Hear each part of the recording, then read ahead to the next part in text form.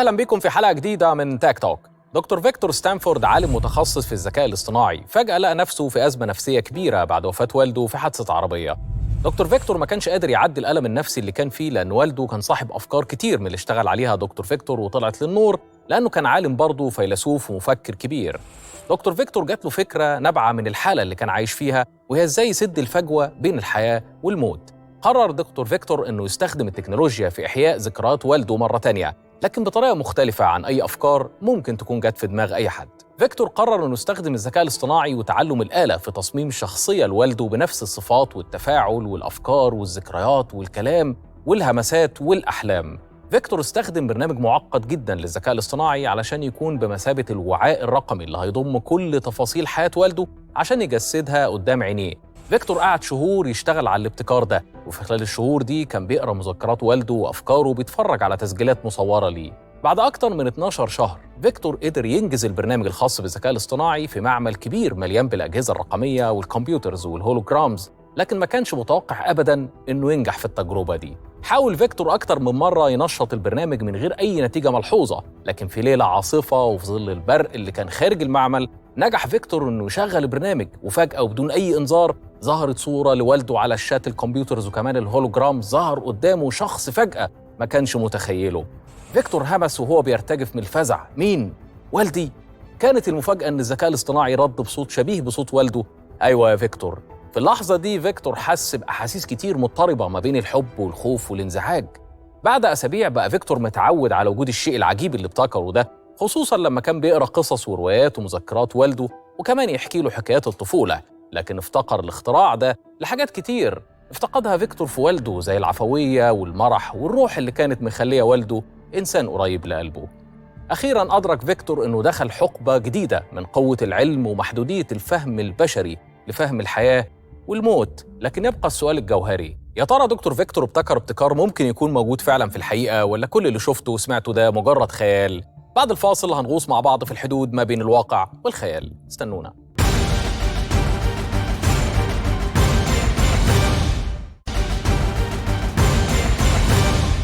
أهلاً بيكم. طول عمر الإنسان اللي بيفكر بيحاول يستخدم العلم أو يوظفه لفهم أمور مش مفهومة بالنسبة له أو يحل بيه مشكلة في حياته. ويمكن لو ركزت شوية في القصة اللي حكيتها لك قبل الفاصل هتلاقيها شبيهة جدا بقصة ممكن تكون سمعت عنها قبل كده، لكن عمرك ما تتخيل أبداً أنه ممكن يكون لها علاقة بالذكاء الاصطناعي.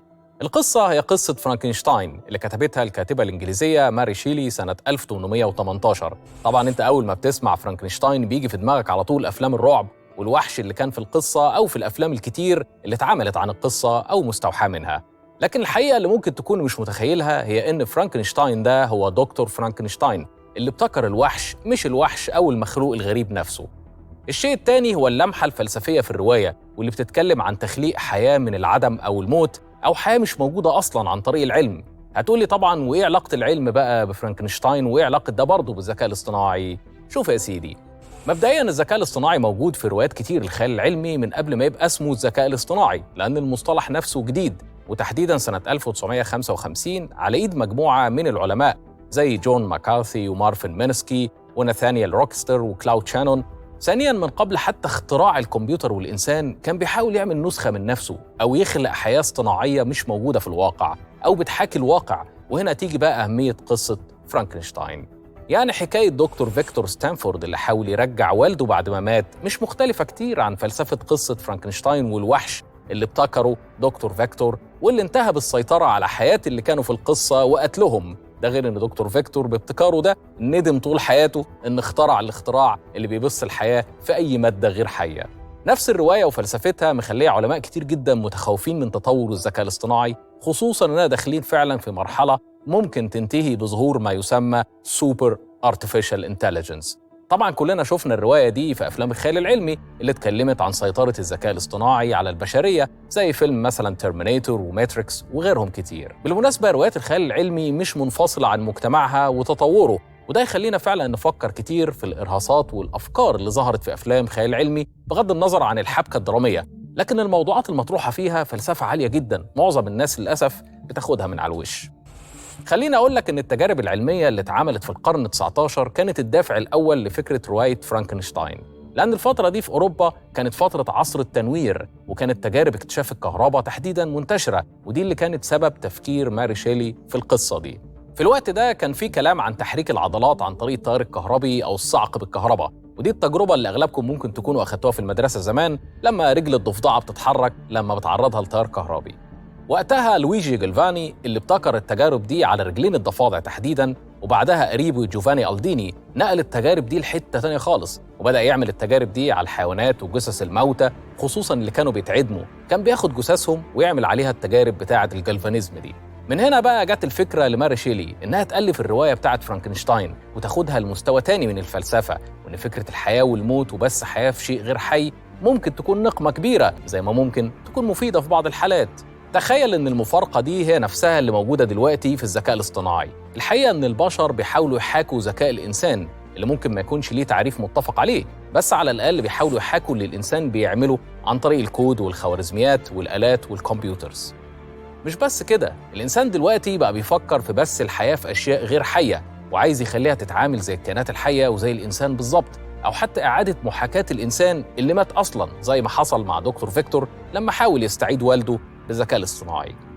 ممكن تكون الفكرة خيالية شوية، بس الحقيقة أنها متاحة، وإن كانت مش بنفس السياق اللي حكيته لك في بداية الحلقة، لكن على الأقل مكوناته موجودة بين إيدين أغلب الناس دلوقتي. خلينا أفكرك كده، هل تقدر تتكلم مثلاً مع الكمبيوتر دلوقتي؟ بالتأكيد تقدر. هل تقدر تحاور الكمبيوتر دلوقتي؟ بالتأكيد عن طريق تشات بوتس وكمان تطبيقات زي تشات جي بي تي وجوجل بارد وبينج تشات وغيرها. تفتكر هل تقدر تخلي الذكاء الاصطناعي يتعلم من الملفات والمذكرات والصور والفيديو بتاعت أي شخص أو حتى المواد والمحتوى اللي موجود على الإنترنت؟ الإجابة قولاً واحداً طبعاً، أي حد عنده الإمكانيات الفنية يقدر يعمل كده. طب خلينا أزيدك من الشعر بيت، طبعاً معظمنا تعاملنا مع تشات جي بي تي، وفي ناس كتير جربته بغض النظر عن المشاكل اللي موجودة فيه، لكن قدراته على تحليل النصوص والتأليف أسرع بكتير من قدرات الإنسان، وعنده أكسس لكم مهول من المعلومات صعب جداً تكون موجودة في عقل إنسان واحد. الجديد دلوقتي إن شركة أوبن اي اي اللي ابتكرت تشات جي بي تي أضافت ميزات تانية لبرنامج الذكاء الاصطناعي الأشهر حالياً، وهي إمكانيات التحاور الصوتي وفهم الصوت، وكمان تحليل الصور وفهمها. وده هيخلي تشات جي بي تي حرفياً زي ما بتقول أوبن اي اي هيسمع ويشوف ويتكلم. لك أن تتخيل المستقبل شكله هيبقى عامل إزاي مع التطور السريع ده. تفتكر لما يكون عندك تطبيق للذكاء الاصطناعي بالتطور ده وقادر إنه يحلل البيانات أياً كان نوعها ويفهمها، مش هيكون قادر إنه يبتكر شيء جديد أو حتى يتفاعل معاك بمعلومات أنت دخلتها له قبل كده عن أشخاص بعينهم؟ الإجابة إن كل ده ممكن طبعاً، مش مستبعد خالص، بالعكس في كتير من الأفكار دي موجودة دلوقتي، وزي ما قلت لك إحنا في الطريق لما يطلق عليه سوبر انتليجنس. طبعاً في ناس هتقول إزاي يعني ممكن نكون داخلين على الحقبة دي على الرغم من إننا ما وصلناش للذكاء الاصطناعي الواعي أو اللي عنده إحساس ووعي؟ خلينا أصدمك بقى وأقول لك إننا عشان نوصل للمرحلة دي مش محتاجين أساساً الذكاء الاصطناعي يكون عنده وعي أو إحساس. أنت عارف الكارثة في إيه؟ الكارثة إن الذكاء الاصطناعي لما بدأ يستخدم اللغة اللي هي أهم شيء في التواصل، ومن بعدها التلاعب بالفيديو والصوت وتخليق أي شيء من العدم، ده معناه إنه يقدر يأثر على وعيك وفهمك وإحساسك، وهو ده اللي الذكاء الاصطناعي محتاجه عشان يوصل لمرحلة التأثير العميق على الإنسان. فهو مش محتاج وعي أو إحساس بقدر ما هو محتاج يتعلم إزاي يأثر عليك وعلى وعيك وإحساسك كإنسان. تعال أحكي لك حكاية بليك لايمون، المهندس اللي كان شغال في جوجل وظهر للعلن في 2022، وأعلن صراحة إن برنامج الذكاء الاصطناعي بتاع جوجل في الوقت ده اللي كان شغال عليه واسمه لامدا، لايمون قال إنه اكتشف إن البرنامج ده عنده وعي.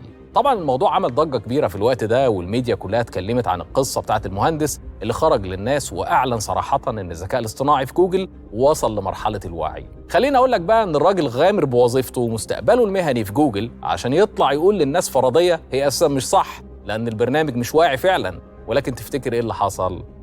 اللي حصل هو الخطر اللي قلت لك عليه، هو إن الذكاء الاصطناعي مش محتاج يبقى عنده وعي أو إحساس بقدر ما هيقدر يخدعك ويوصلك لمرحلة إنك تقتنع إن عنده وعي وإحساس، لدرجة إن الراجل وهو مهندس مش قليل في جوجل اقتنع وخرج للعلن وقال كلام مش صح، وبعدها جوجل رفضته وخسر وظيفته. أنت متخيل بقى التأثير عامل إزاي؟ تخيل كده لما الذكاء الاصطناعي يقدر يأثر على شخص لدرجة إنه يتعاطف معاه ويخسر وظيفته، تفتكر ممكن يقنعك بإيه تاني أو يخليك تعمل إيه تاني؟ أنا محتاج أقول لك بس إن الحميمية هي اللغة اللي بيتعلمها الذكاء الاصطناعي حالياً، ولما يكون قادر يأثر على عواطفك وأحاسيسك ثق تماماً إنه مش محتاج لا وعي ولا إحساس ولا الكلام الكبير اللي الناس مستنياه يحصل عشان تصدق إننا دخلنا حقبة جديدة في الذكاء الاصطناعي. تطبيقات الذكاء الاصطناعي دلوقتي بتركز على فهم اللغة ومفرداتها بشكل كبير، وده هيخليها تقدر تتواصل معاك بشكل يخليك تحس إن عنده مشاعر وأحاسيس، وهيأثر على عواطفك بشكل كبير وهيقنعك بحاجات لا تتخيلها. اضرب ده بقى كله في الخلاط كده مع تطبيقات كتير للذكاء الاصطناعي، وتعالى أقول لك إزاي ممكن دكتور فيكتور يرجع أبوه بالذكاء الاصطناعي، بس بعد الفاصل.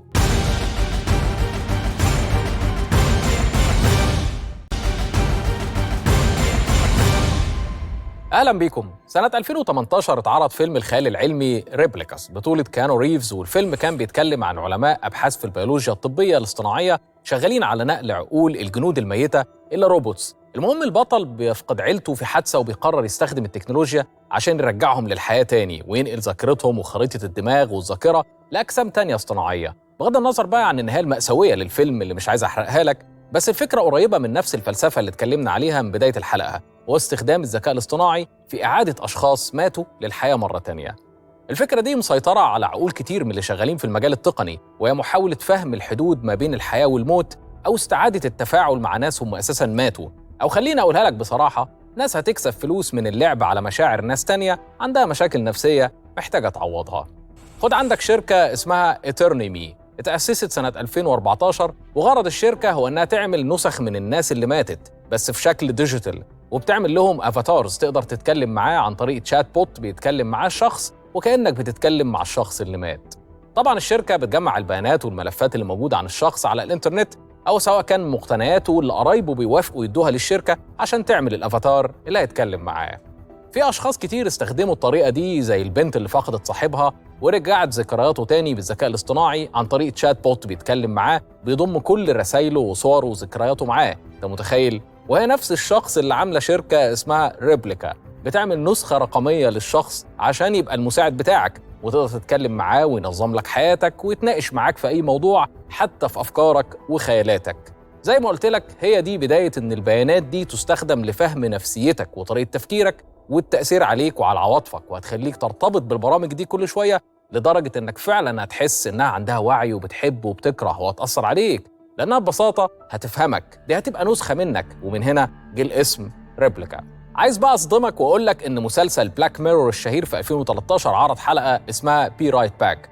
في الحلقة مارثا بتفقد صديقها في حادثة، وده بيخليها تدخل في حالة حزن كبيرة، لكن صديقتها قالت لها إن في طريقة جديدة تقدري تكلمي بيها مع صديقك اللي مات عن طريق أبليكيشن. طبعا مارثا ما صدقتش لحد ما جالها فجأة رسالة من صديقها على تليفونها، ساعتها حياتها اتقلبت.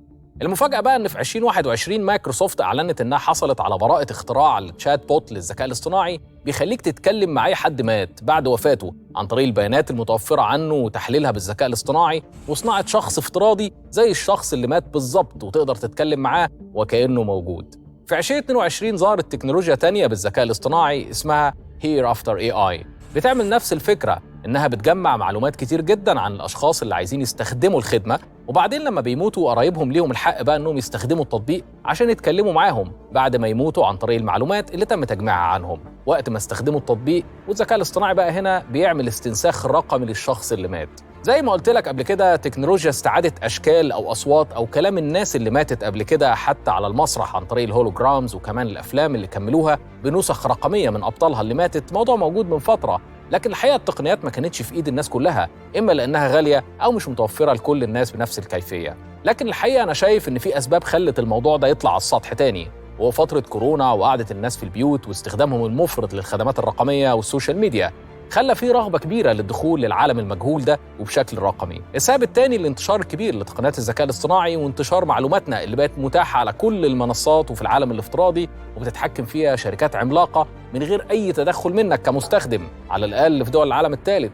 السبب الثالث بقى هو الأجيال الجديدة اللي اتربت على قواعد العالم الرقمي، واللي تقريباً مرتبطين بيه أكتر من ارتباطهم بالعالم الواقعي، واللي كمان بتكسر قواعد العالم الواقعي وقوانينه، وده هيخلي التقنيات اللي اتكلمنا عليها تنتشر انتشار النار في الهشيم الفترة اللي جاية. في تطبيقات ذكاء اصطناعي كتير جدا منتشرة بين الشباب، زي تطبيقات صاحبك بالذكاء الاصطناعي أو صاحبتك بالذكاء الاصطناعي، ودي فيها مصايب لا تتخيلها، ده غير التأثير السيكولوجي والاجتماعي. لو ناسي بقى، خلينا أفكرك إن الفكرة دي أساساً ظهرت في فيلم هير سنة 2014 اللي فيه البطل حب برنامج للذكاء الاصطناعي واستغنى بيه عن البشر. الحقيقة احنا بنعيش فترة فارقة في تاريخ البشرية، واللي بيحصل في الفترة دي قد اللي حصل في تاريخ البشرية كلها.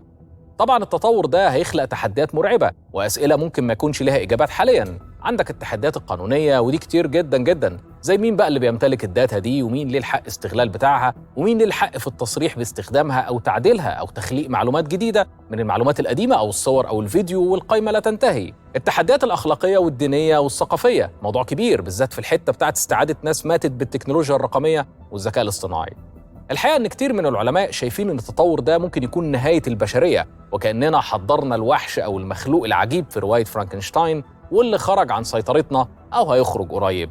من وجهة نظري مفيش شيء مؤكد، ممكن يكون فعلا نهاية تاريخ البشرية زي ما احنا عارفينه، وبداية تاريخ جديد الإنسان مش هو المتحكم الوحيد فيه. وزي ما الذكاء الاصطناعي ليه فوائد كتير جدا، زي برضه ما ليه أضرار كتير جدا. في النهاية الذكاء الاصطناعي هيفضل يتطور شئنا أم أبينا، هيدخل في حياتنا كلها، هيغير ثقافتنا، هيغير تاريخنا كبشر، وهيغير أفكارنا ومعتقداتنا وقوانيننا. ولأول مرة في تاريخ البشرية هتتكون ثقافة جديدة وإبداع جديد وأدوات جديدة الإنسان مش هو المتحكم فيها بشكل كبير. وده يخليك تقف وتفكر وتشوف دورك فين في اللحظة دي، إزاي تتكيف نفسياً وفكرياً وثقافياً قبل ما تتكيف تكنولوجياً. يا ترى كل اللي يهمك تتعلم برمجة وذكاء اصطناعي وخلاص، ولا محتاج تفهم احنا فين في اللحظة الفارقة دي، وإن الذكاء الاصطناعي مش مجرد أكواد وخوارزميات هتاخدها في كورس ولا في الكلية وكده أنت تمام؟ احنا في نقلة جديدة في تاريخ البشرية لن يكون للبشر كامل الهيمنة عليه. استنونا في حلقة جديدة وتيك توك على القاهرة والناس.